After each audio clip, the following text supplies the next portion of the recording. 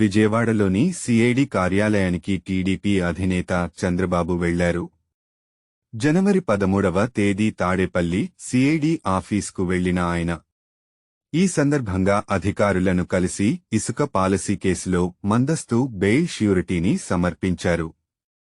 ఇటీవల ఇసుక policy, inner ring road, మద్యం పాలసీ 3 కేసుల్లో చంద్రబాబుకు ఏపీ హైకోర్టు బెయిల్ ఇచ్చిన సంగతి తెలిసిందే.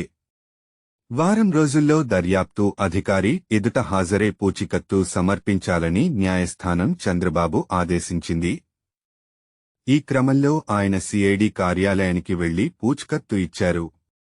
చంద్రబాబు రాకతో పెద్ద ఎత్తున టీడీపీ కార్యకర్తలు అక్కడికి చేరుకున్నారు. వారికి అభివాదం చేస్తూ ఆయన తిరిగి వెళ్లిపోయారు.